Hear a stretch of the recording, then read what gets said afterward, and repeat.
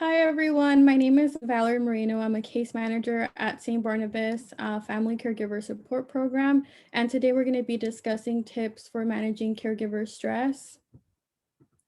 I would like to introduce you to our Family Caregiver Support Program team, Olga Yamawaki, case manager, and Michelle McGuire, case manager. Once again, we're going to be discussing tips for managing caregiver stress. Who are caregivers? Many caregivers are unpaid family members, friends, and neighbors. Caregivers might provide care to an ill spouse, aging adult, or disabled person. They handle daily responsibilities such as emotional support, companionship, cooking, cleaning, medication, bathing loved one, and much more. What is caregiver stress? Caregiver stress can be caused by mental, emotional, and physical fatigue. Caregiver neglecting their own health, feeling like you are constantly on call every day to provide help to your loved one, caring for a person that needs constant medical attention or has a serious illness, caregiver having unrealistic expectations and not accepting help. Alzheimer's and dementia caregivers are more likely to experience stress, depression, and health issues. Signs of caregiver stress: feeling overwhelmed, constantly worrying, becoming irritated or angry, developing memory problems, feeling sad, feeling alone and deserted, social withdrawal, and weak immune system. Signs of caregiver stress continued: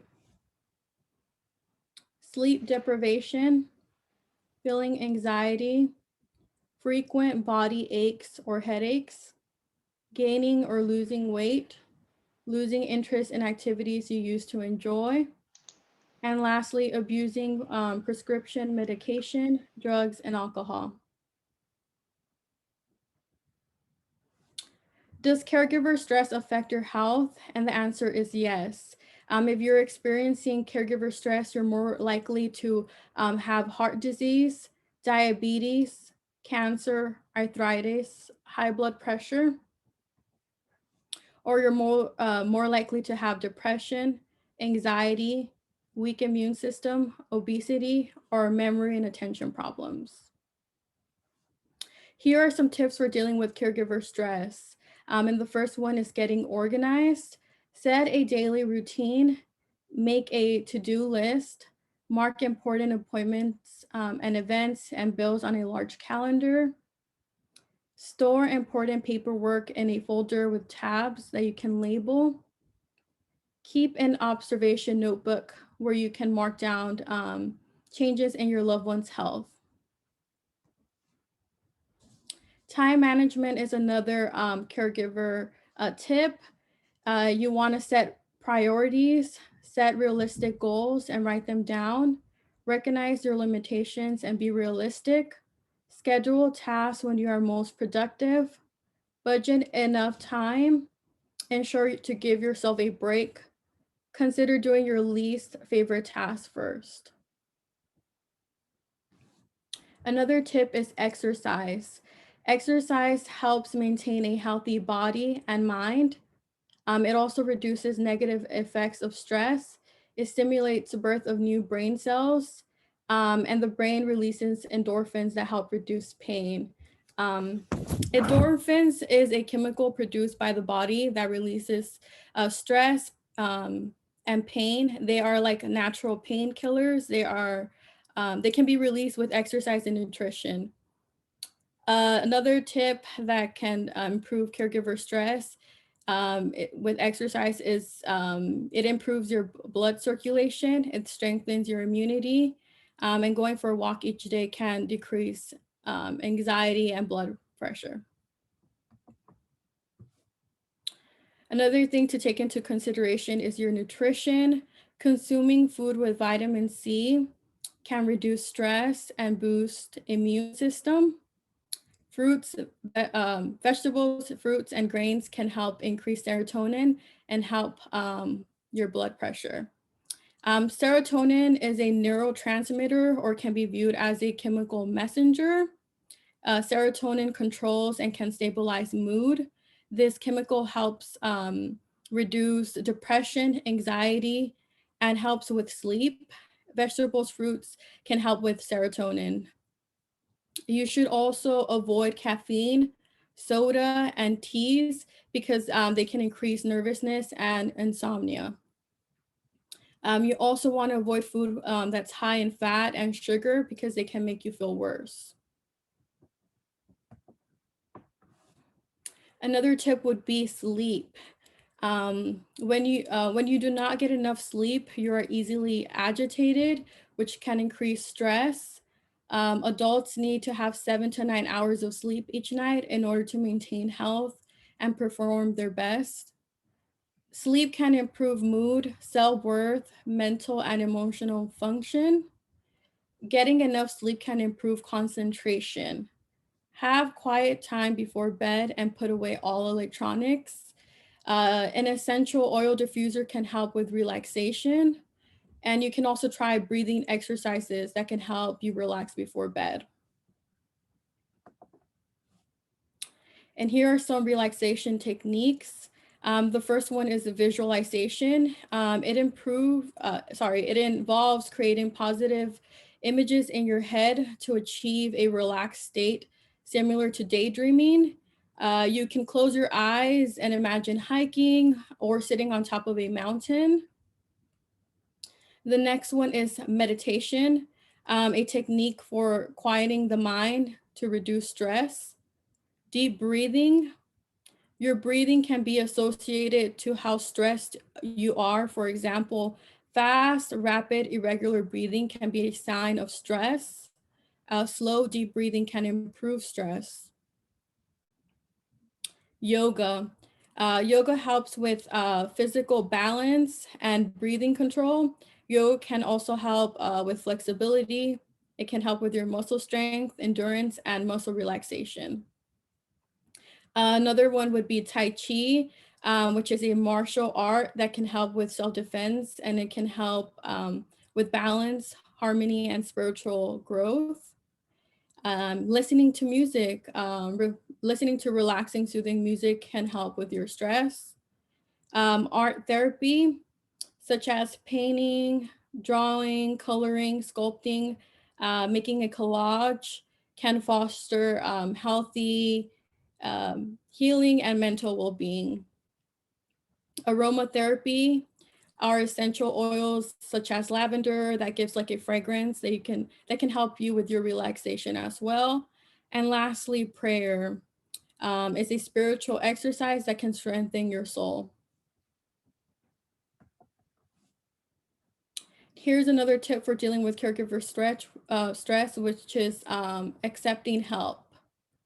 Prepare a list of tasks you can help with. Allow the person who is helping to choose the task they feel comfortable doing. For example, they may want to go grocery shopping or run errands for you. For instance, a friend might be able to watch your loved one in the evenings, and that gives you a chance to go out for a walk or have some alone time. Join a support group. Support groups can provide validation, encouragement, and problem-solving strategies. They can also offer non-judgmental support. They reduce the feeling of loneliness and isolation. You can find other people that can understand and relate to your caregiver situation. You can create friendships, improve your coping skills, and you learn about new resources and information that can improve your caregiver journey.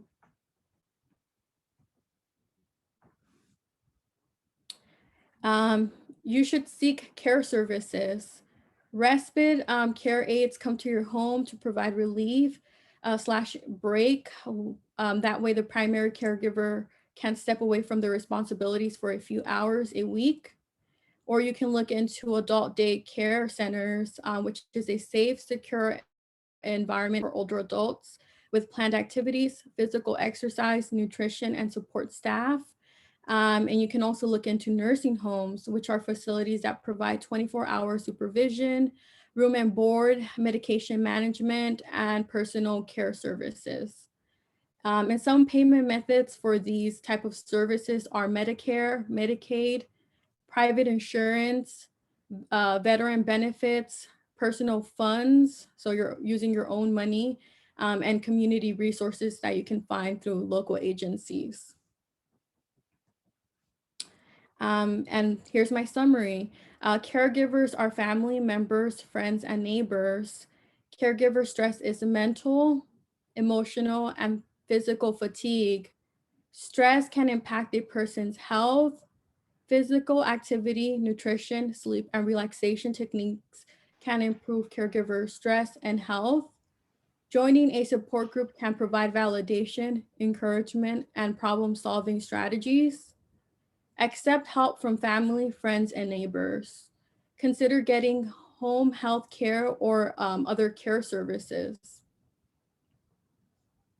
Lastly, here are some resources that our Family Caregiver Program provides. Our program can provide respite depending on eligibility and funding. You can also join our caregiver support groups every Tuesday at 1 p.m. on Zoom or on Thursday at 10 a.m. Via teleconference. And lastly, you can join our caregiver education and training on Zoom every first and third Wednesday of each month at 1 p.m. Here's my works cited page where you can find the articles about all the information that we discussed today. And lastly, thank you. Here's my email address if you have any questions about our program. And we can open it up for questions, comments, and feedback. Okay. Thank you, Valerie. That was great. Good information. I just want to mention that after you had already made your slides, we changed that. We're no longer doing the support group on Thursdays on the phone. Oh, so we just have okay. the support group at 1 on Tuesdays. Just a minor detail. I just want to slide that in there. I think that we made that decision after you changed your slide or before you changed your slides. Anyways, that was great. A lot of information. Do you guys have anything to add to that regarding any relaxation techniques or anything that helps you with stress? I was going to actually ask you, like, what kind of stress techniques you use. My favorite one would probably be yoga.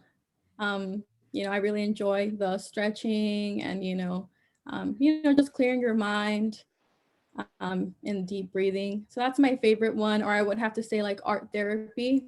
That's always fun doing like collaborative pieces with other people and, drawing, painting, or, collaging. That's always fun.